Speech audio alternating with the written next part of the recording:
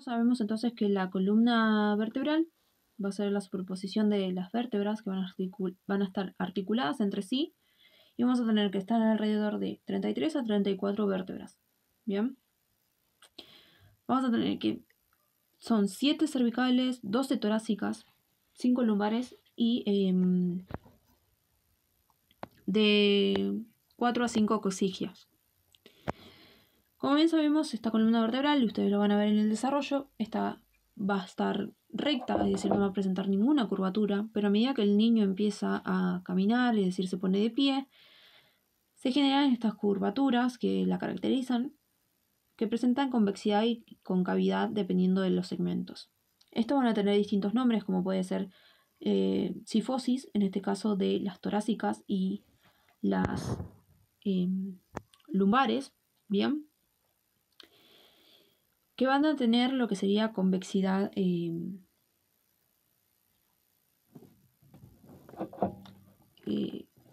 anterior, ¿bien?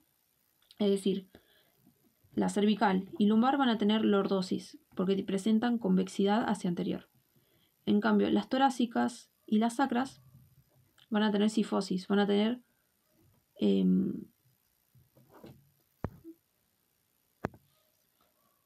concavidad hacia anterior.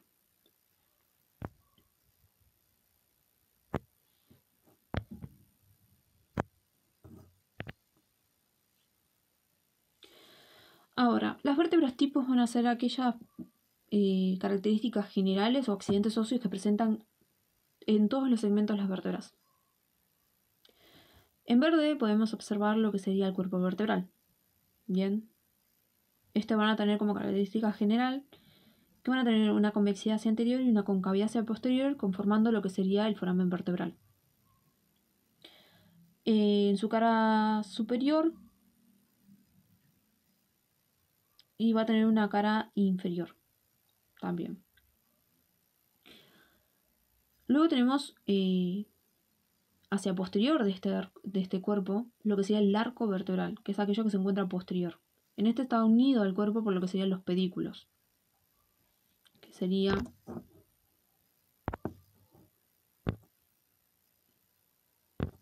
ese de allí.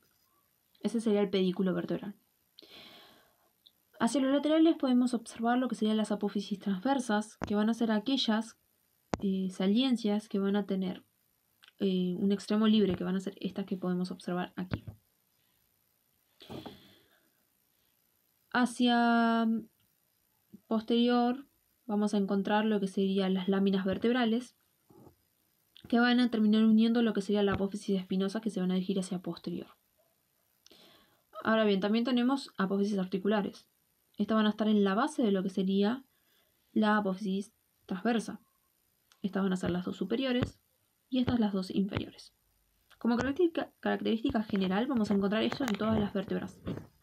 Van a tener morfología específica y determinada individualmente de cada segmento, pero eso lo vamos a ver más específicamente. Bueno, en el caso de las cervicales, nosotros tenemos que si nosotros realizamos un corte en un plano coronal, tenemos hacia anterior el cuerpo vertebral y hacia posterior las apófisis espinosas. Bien, este sería un coronal. En el caso de un plano sagital, tenemos hacia medial, como es un hueso único que se ha ubicado en la línea media. Hacia medial tenemos el foramen vertebral y hacia los laterales las apófisis las apófisis transversas. ¿Bien? Y si nosotros realizamos un corte en un plano transversal, me queda hacia superior, en este caso de las apófisis cervicales, las apófisis fusiformes, y hacia inferior las fositas para la escotadura para las apófisis fusiformes. Bien, entonces ahí nosotros lo presentamos. En primera instancia tenemos que presentan un cuerpo vertebral que va a ser más alargado transversalmente, más pequeño, y va a presentar, como ya bien dijimos, en la parte superior, en los extremos laterales, dos saliencias que van a ser las apófisis fusiformes. Y en su cara inferior van a representar la escotadura para estas mismas apófisis, porque se van a articular entre dos vértebras adyacentes. A los laterales podemos observar lo que serían las apófisis transversas, que en este caso van a tener la particularidad que van a presentar dos raíces, una anterior y otra posterior, que se van a unir hacia los laterales, conformando en el centro lo que sería el foramen transverso, por el cual va a transcurrir la arteria vertebral. Y estas apófisis van a tener dos tubérculos, uno anterior y otro posterior. Bien, por eso también se lo puede encontrar como bituberculada. Por otra parte, tenemos las carillas articulares o las apófisis articulares superiores e inferiores respectivamente, en las cuales van a tener una disposición, en este caso de las cervicales. Las superiores van a tener una disposición hacia superior y posterior, y las inferiores hacia inferior y anterior. Bien, esto va a ser importante luego para clasificar las articulaciones. Por otra parte, en el caso de las láminas, también va a ser de forma cuadrilátera, pero van a ser más largas que anchas, y van a terminar en lo que sería la apófisis espinosa, que en este caso va a tener la particularidad que van a ser cortas, pero va a terminar en dos tubérculos, o también llamado bífida, por esta disposición que presenta. Ahora bien, en el caso de las torácicas,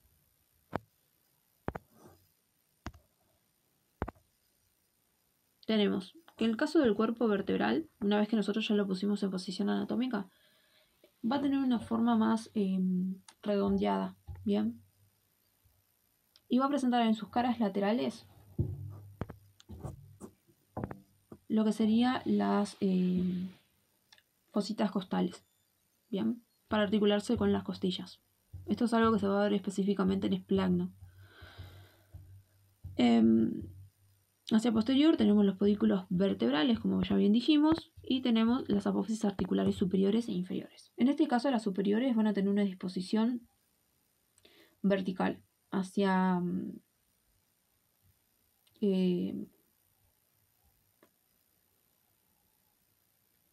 posterior y ligeramente hacia lo que sería lateral. Y en el caso de las inferiores van a tener una disposición hacia anterior y ligeramente hacia medial. Bien. Hacia los laterales terminamos lo que serían las apófisis transversas, que van a tener la particularidad que en su cara anterior va a presentar también las fositas de las apófisis transversas, pero para las costillas. Es decir, tenemos las fositas costales del cuerpo vertebral y las fositas costales de las apófisis transversas. Ustedes tienen que pensar que al tener la costilla, nosotros tenemos la cabeza, la costilla, la cabeza, que se va a articular aquí, y luego al rodear la vértebra va a terminar articulándose también con la apófisis transversa. Igual algo que vamos a ver en esplagno. Y como particularidad que presenta lo que sería la apófisis espinosa es que van a tener una sección triangular y puntiaguda que se va a dirigir hacia inferior y posterior y va a ser más larga en comparación con las cervicales. Bien. Ahora en las lumbares. En las lumbares nosotros vamos a tener que va a ser una vértebra de gran tamaño, es decir, va a ser aquella que tiene que soportar más peso. Y vamos a encontrar que su cuerpo va a ser más arriñonado, va a ser más voluminoso, su diámetro transversal va a ser mayor que el anteroposterior. Vamos a tener los pedículos vertebrales, de allí van a salir las apófisis transversas. Vamos a tener las apófisis articulares, que en este caso las superiores y las inferiores van a tener disposición diferente en los demás segmentos, Es decir, en el caso de las superiores, vamos a tener que van a estar orientadas hacia posterior medial y ligeramente van a estar orientadas hacia posterior y medial y ligeramente hacia superior. Y las inferiores van a tener un sentido lateral, anterior, o sea, ligeramente hacia anterior y ligeramente hacia inferior. Bien. Y luego tenemos las apófisis espinosas, que van a ser más cortas, más voluminosas. Algo que caracteriza, que no pude poner acá la imagen de las lumbares, es las apófisis mamilares, pero estas van a salir específicamente de la raíz de las apófisis articulares superiores. ¿sí? Tendrían que salir más o menos acá. Pero también tenemos algunas apófisis que son inconstantes, que van a ser las accesorias, que van a salir de la raíz de la apófisis transversa. ¿Bien?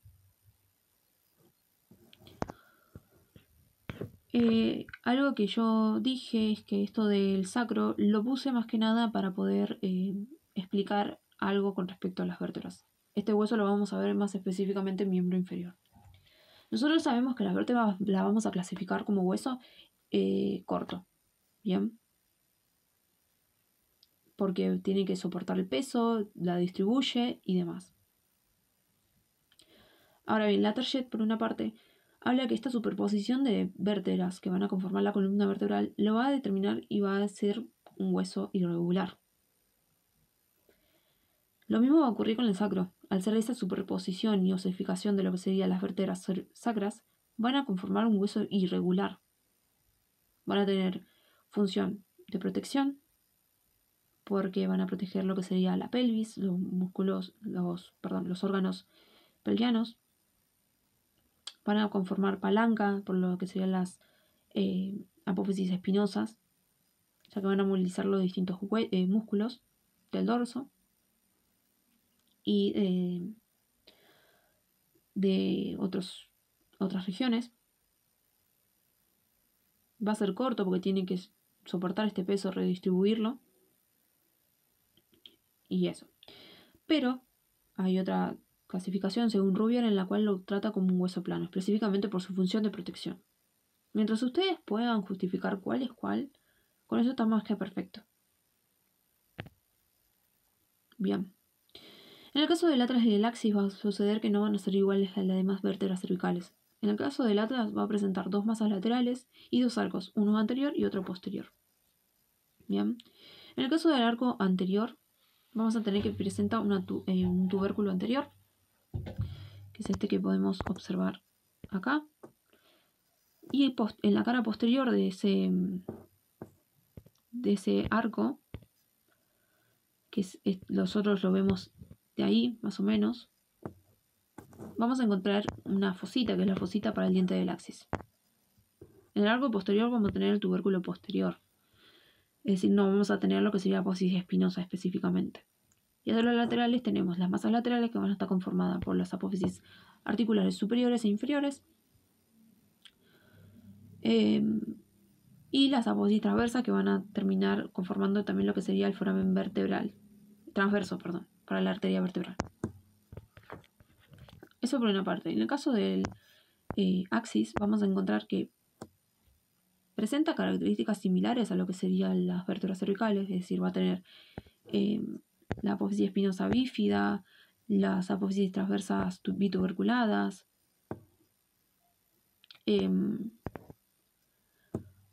va a presentar carillas articulares superiores e inferiores, va a presentar un cuerpo, pero va a tener como característica principal que va a tener el dientes, esa apófisis odontoides también llamada. Este va a articular con la fosita del atlas, ¿bien? Básicamente eso, principal. Ahora vamos a hablar de la clasificación de las articulaciones. Esta la puse específicamente para poder clasificarlo según Rubier, es decir, va a tener 6 criterios para poder clasificar estas articulaciones. A mí me gusta este método de poder tener un orden. En este caso, en el paso 1, vamos a ver el número de superficies articulares, es decir, cuántos huesos van a estar articulándose y van a conformar esta articulación. Donde tenemos que son simples, que van a ser 2 huesos, y compuestas, donde son más de 2 huesos. Por otra parte, tenemos el grado de movilidad, que va a ser aquella que va a presentar mucha movilidad, poca o nada de movilidad. Lo que estuve hablando con los chicos es que hay algunas cátedras, creo que era cátedra 1, en la cual no toma el grado de movilidad como diciendo se mueve mucho, poco o nada, sino más bien si presenta un espacio en lo que sería la cápsula articular. Entonces, en el caso de decir, bueno, de cátedra 3 que tiene mucha movilidad es de artrosis, movilidad limitada va a ser anfiartrosis y sin movilidad va a ser sin artrosis. Dependiendo de esto, vamos a tener el paso 3. Si es sin artrosis, va a ser lo que sería la sincondrosis, que va a ser cartilaginosa, sin fibrosis, que es fibrosa, y la sinostosis, que va a ser ósea. En el caso de la anfiartrosis va a ser sinfisis, y en el caso de la diartrosis va a ser sinovial. A partir de acá, si es sinovial en adelante, vamos a seguir clasificándola. En el caso del paso 4 va a ser según la morfología que presenta las superficies articulares. Tenemos esferoidea, plana, troclear, torcoide, ciliar y condilia. Según el grado de libertad, va a ser en cuántos planos se puede mover esta articulación. En primera instancia tenemos uniaxial, donde vamos a tener la troclear y torcoide, biaxial, que va a ser la celar y condilia, y multiaxial, que va a ser esferoide y plana. Acá hay un choque, porque según la Trajette se las clasifica así a la esferoide plana, es decir, que son multiaxiales. Pero según Rouvier, la plana va a ser una articulación que presenta movimientos sin eje directriz, y la esferoide va a ser triaxial. No importa, mientras ustedes puedan justificarlo, está más que perfecto. En el caso de la última, la 6, es del grado de complejidad. Es aquellas que pueden compartimentalizar la cápsula articular. Por una parte tenemos la compleja y no compleja. En el caso de la compleja va a ser aquella que presenta disco o menisco, es decir, cartílagos que van a compartimentalizar la cápsula para moldar estas superficies articulares y generar una buena concordancia. Por otra parte tenemos los rodetes o labrums, que según Cantera 3 no compartimentaliza la cápsula articular, sino que va a agrandar la superficie articular para la concordancia de la misma con la otra superficie. Así que eso ténganlo en cuenta.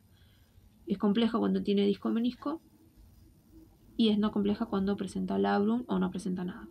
Bien. Articulaciones. Nosotros tenemos la articulación intervertebral, donde vamos a tener entre dos vértebras adyacentes que van a unir los cuerpos vertebrales, es decir, la cara inferior de la vértebra suprayacente y la cara superior de la vértebra subyacente. Esta articulación va a ser simple, de tipo anfiartrosis, es decir, que presenta poco movimiento, y va a ser de tipo sínfisis. Bien, va a presentar un cartílago. Como medio de unión tenemos el disco intervertebral, que va a ser aquello que se va a comportar como un ligamento interóseo, que va a tener forma de lente biconvexa y que va a estar formado por una porción periférica que va a ser fibrosa y una central que va a ser gelatinosa. A su vez también va a estar reforzada por ligamento longitudinal anterior y posterior. El anterior va a pasar por la cara anterior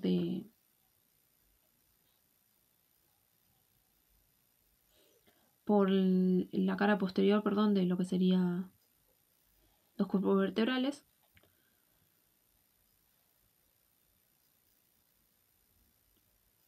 Y el ligamento posterior va a ir el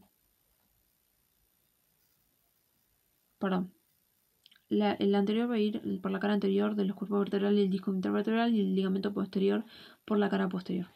Bien. En este caso tenemos el ligamento longitudinal anterior y el posterior.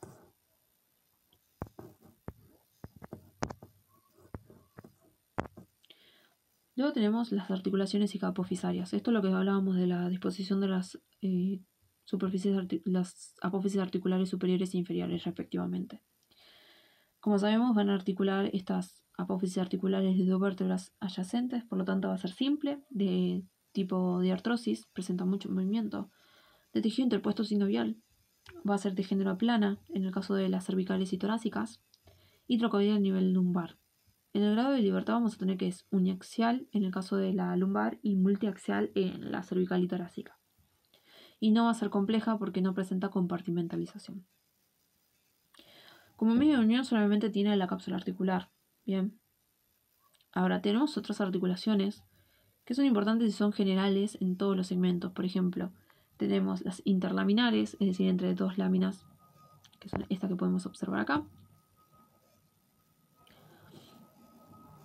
A ver, espera.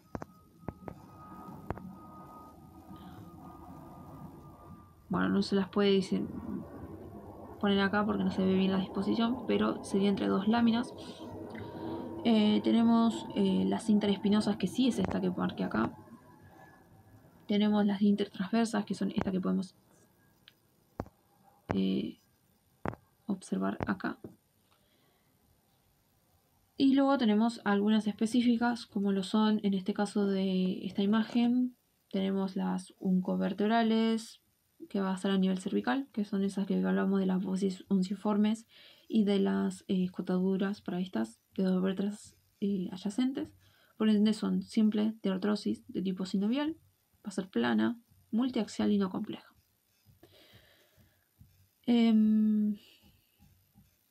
Bueno. Ahora, en el caso de la siguiente imagen, vamos a hablar de las articulaciones de la nuca. En este caso vamos a hablar de la articulación atanto-occipital y atanto-axoidea. En el caso de la atanto-occipital vamos a tener por una parte como superficie articular los cóndilos del occipital y por otra lo que sería la apófisis articulares superiores del atlas. Por lo tanto es simple, va a ser de artrosis sinovial, de género condilia. Pueden encontrar también, según Cátedra 3, que puede ser bicondilia doble. Yo le diría que le dejen condilia. Va a ser por lo tanto biaxial y va a ser no compleja. Y como medio de unión vamos a tener la membrana tanto occipital posterior. Esta la vamos a encontrar desde el borde posterior del foramen magno hasta el borde superior del arco posterior del atlas. Bien.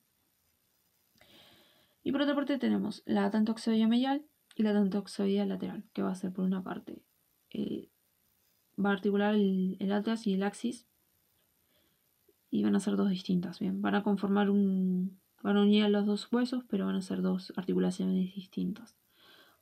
Por la medial va a articular por una parte el arco anterior del atlas y por otra la cara anterior del diente del axis o apófisis odontoides. Va a ser simple, de artrosis, sinovial, de tipo trocoide, uniaxial y no compleja. Como medios de unión vamos a tener por una parte el ligamento transverso del atlas, que es este que podemos observar acá.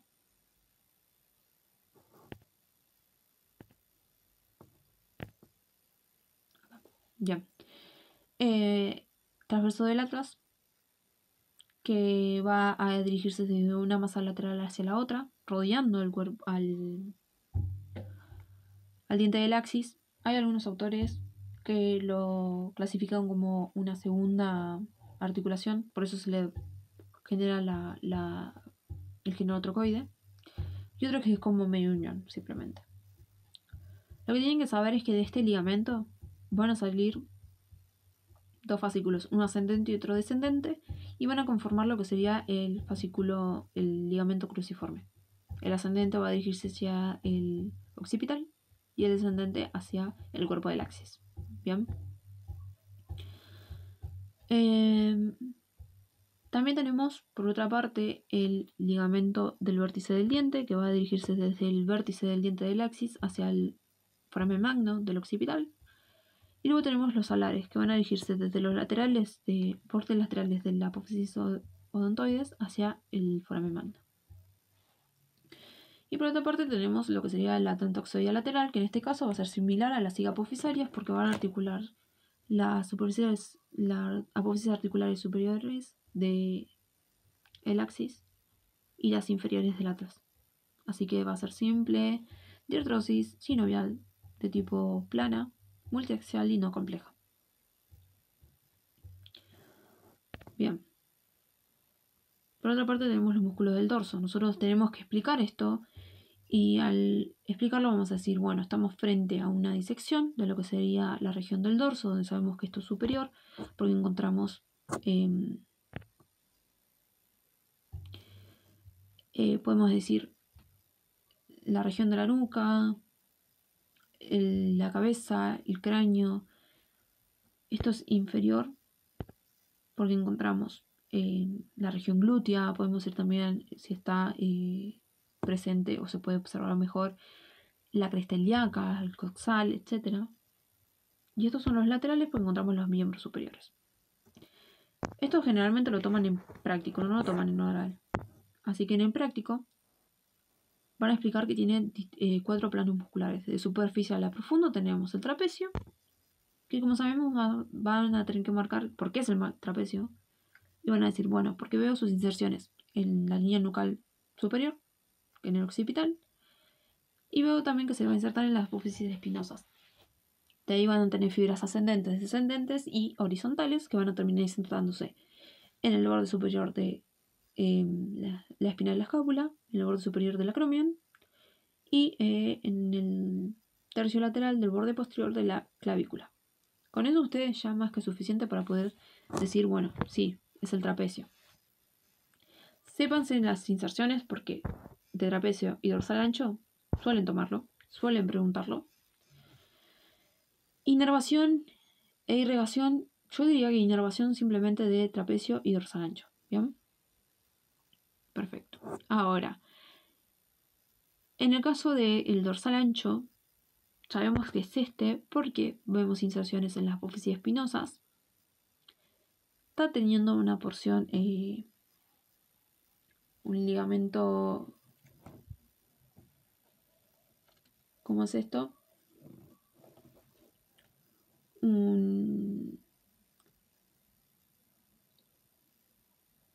Pequeña porción muscular y una más como facial, ¿bien? Y está insertándose en lo que sería la apófisis espinosas, en la cresta ilíaca, y de ahí se va a dirigir hacia superior, va a tener un grado de torsión hacia aquí, acá se puede observar, donde como estaba ascendiendo y dirigiéndose hacia anterior, luego cambia su dirección hacia volver hacia posterior nuevamente, generando esa torsión, dirigiéndose hacia el lateral y terminará en el fondo del surco intertubercular. ¿Bien? En un segundo plano nosotros tenemos a lo que serían los romboides. Los romboides sabemos que se van a insertar en la apófisis espinosas y van a terminar insertándose en el borde medial de la escápula. Con eso es más que suficiente para poder decir, bueno, estos son los romboides. Como sabemos tenemos el mayor y el menor. El mayor va a estar insertado, como bien dijimos, en la apófisis espinosa y el borde medial de la escápula, pero inferior a la espina de la escápula. Y el menor en el borde superior a la espina de la escápula. Con eso es más que suficiente. Sepan las inserciones por si acaso, pero es mejor decirlas. Saber por qué es eso, marcarlo con eso es más que suficiente. En el caso del tercer plano vamos a encontrar los músculos serrato postero superior e inferior. El postero superior va a tener una disposición más oblicua, al igual que el inferior.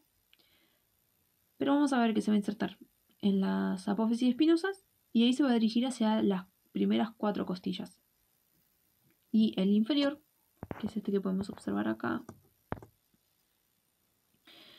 va a también tener inserción en las apófisis espinosas, más a nivel lumbar, y va a terminar insertándose en las últimas 4 costillas. Con solo decir eso es más que suficiente y parámetro para poder decir es los serratos. Como dije, lo que más toman inserción es trapecio y dorsal ancho. En un cuarto plano vamos a tener los erectores. Los erectores, vamos a ver que van a hacer esa masa muscular, que va a estar más cercana a la línea media, va a estar más profundo y va a tener 3 fascículos. El hilo costal, el longísimo y el espinoso. Ustedes tienen que saber que están dispuestos en plano, de lateral a medial y de superficial a profundo. Nosotros tenemos el hilo costal, porque se está dirigiendo hacia las costillas. El longísimo, que vamos a ver que va a estar entre las apófisis transversas. Y el espinoso, porque vamos a encontrar que está más cercano a la línea media. Profundo, porque van a estar insertándose en las apófisis espinosas. Con eso es más que suficiente. En el caso de la nuca, nosotros tenemos el primer plano, como ya lo nombramos, el trapecio. Con eso es más que suficiente porque ya lo dijimos, ya lo estuvimos explicando. En un segundo plano vamos a tener a lo que sería el espleño y al elevador de la escápula. Rouvier pone el elevador de la escápula como un músculo del dorso. La Trayé lo toma como plano de la nuca, perdón. Entonces, el elevador de la escápula nosotros sabemos que se va a insertar en el ángulo superior de la escápula y de ahí se va a dirigir hacia superior para insertarse en las apófisis transversas de las primeras 5 vértebras cervicales. Algo que suele suceder es que confunden el elevador de la escápula con los romboides. Ustedes tienen que pensar que tiene una disposición, los romboides, más horizontalizada, y en cambio el elevador de la escápula va a ser más oblicuo. Bien, con eso van a poder diferenciarlos ustedes mismos. En el caso del espleño, nosotros sabemos que el espleño se va a dividir entre la cabeza y el cuello, que es este que podemos observar acá, este de acá. Este se inserta en el ligamento nucal, en las apófisis espinosas de las vértebras cervical y torácica, y ahí va a ascender para terminar insertándose los 2/3 laterales de la línea nucal superior y apófisis mastoides en el fascículo de la cabeza, y el del cuello se va a insertar en las 3 primeras vértebras cervicales en las apófisis transversas. Bien. Algo que quería remarcar acá es que si ustedes se notan, cuando ustedes pasan al segundo plano van a poder ver en profundidad el tercer plano. ¿Ok? En este plano vamos a traer a lo que sería el semiespinoso de la cabeza. Y tenemos por otra parte el longísimo. En el caso del semiespinoso, está insertándose en lo que serían las apófisis transversas de las cervicales y torácicas y va a terminar subiendo, ascendiendo, para terminar insertándose entre el espacio que queda entre la línea nucal superior e inferior respectivamente.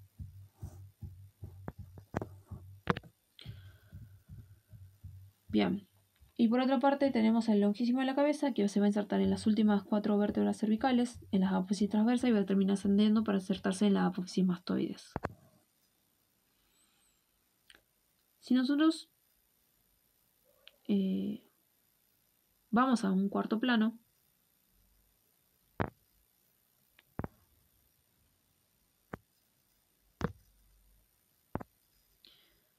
tenemos que en este cuarto plano tenemos al recto posterior menor de la cabeza, que va a ir desde el tubérculo del atlas, el tubérculo posterior del atlas, hasta el tercio medial de la línea nucal inferior, que sería este que podemos observar acá.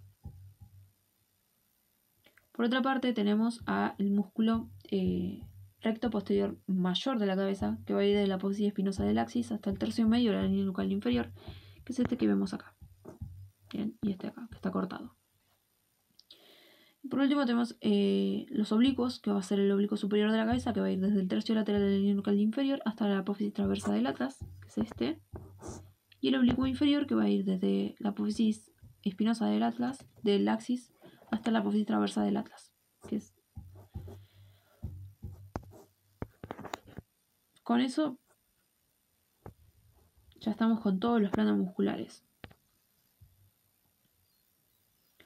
Bueno, acá no me deja cargar, pero ustedes tienen que pensar que nosotros tenemos las vértebras,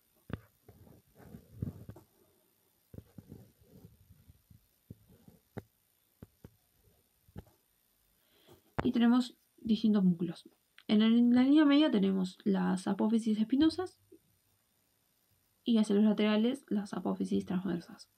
Entonces, según la clasificación de Galli, nosotros tenemos estos músculos que son intrínsecos del dorso, que van a ser aquellos que tienen inserciones, origen y terminación en las vértebras, es decir, esos huesos que conforman el dorso.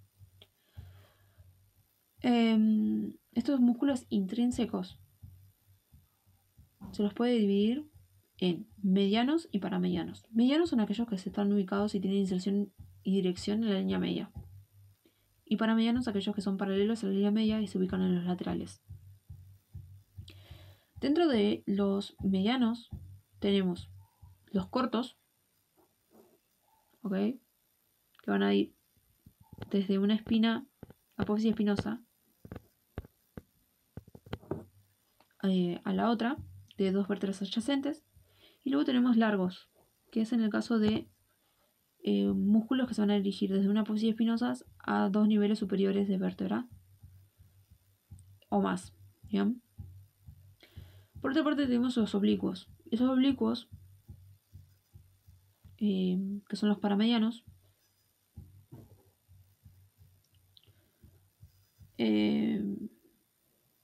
tenemos los que son convergentes y divergentes. En el caso de los convergentes, nosotros tenemos que pensar que van a dirigirse desde las laterales a la línea media. Van a converger en la línea media.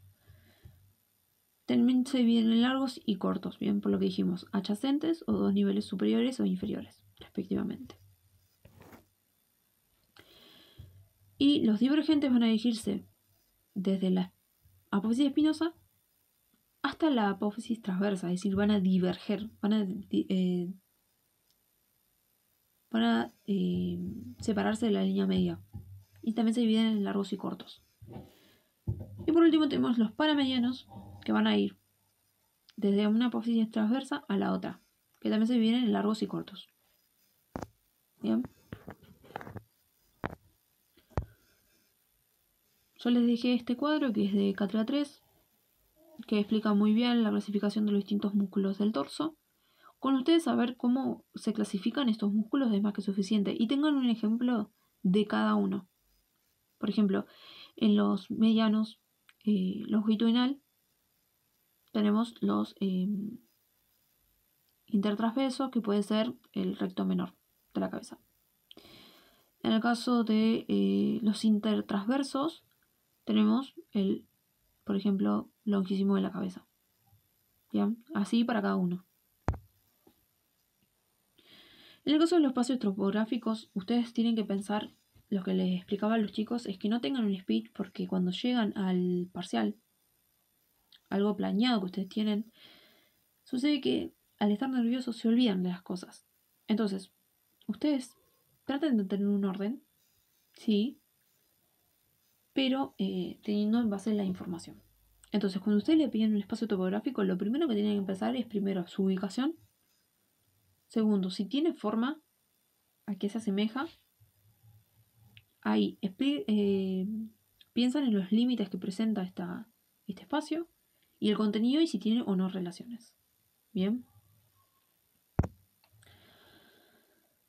En el caso del triángulo suboccipital, como nosotros ya sabemos, vamos a decir, bueno, el triángulo suboccipital es un espacio topográfico ubicado en la región de la nuca que va a presentar una forma triangular y va a tener como límite superomedial, lo que sería el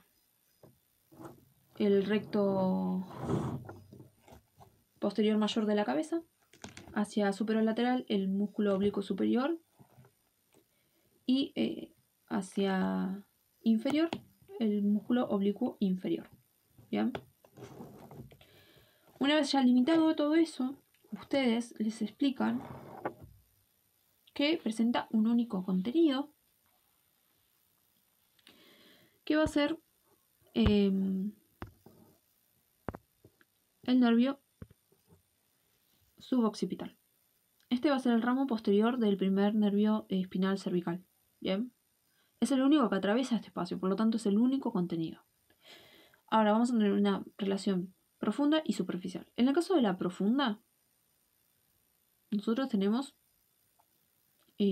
a la arteria vertebral, que sabemos que va a estar transcurriendo por los forámenes vertebrales, transversos, perdón, de las vértebras cervicales, y el arco del atlas. Bien, y como superficial vamos a tener a este nervio que podemos observar acá, que es el nervio occipital mayor. Este va a ser el ramo posterior de la del segundo nervio espinal cervical. Y con eso explicaron completamente todo el espacio. Por otra parte tenemos el agujero intervertebral. En este caso sabemos que hacia el superior tenemos el borde inferior del pedículo de la vértebra superior, hacia inferior el borde superior del pedículo de la vértebra, el borde superior del pedículo de la vértebra inferior, hacia anterior vamos a tener los cuerpos vertebrales y los discos intervertebrales, y hacia posterior tenemos lo que sería las articulaciones cicapofisarias. Como contenido nosotros vamos a tener las raíces de los nervios espinales, las arterias segmentarias, que van a ser las arterias vertebrales, intercostales, lumbares y sacrales laterales. ¿Bien? También van a encontrar que contiene meninges, pero eso lo van a ver específicamente en neuro. ¿Ok? Porque van a ver en neuro que las meninges que rodean la médula espinal, y al emerger los nervios espinales de esta médula van a tender a arrastrar con ellas meninges. ¿Bien?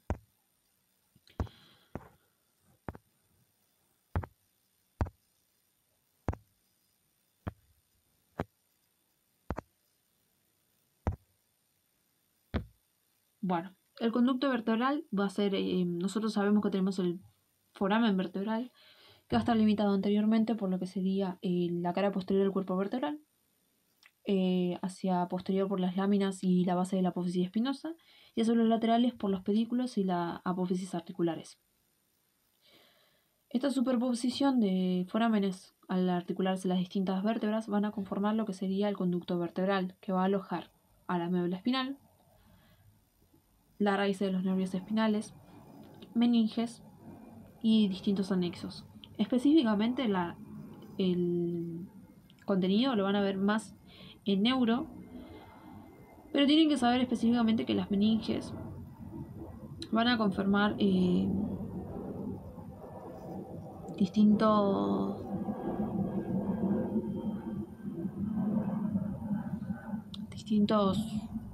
espacios, y dentro de lo que es la dura madre van a conformar lo que sería el espacio epidural, que eso lo van a ver más en cátedra 1, para poder ingresar lo que sería la aguja, ¿bien?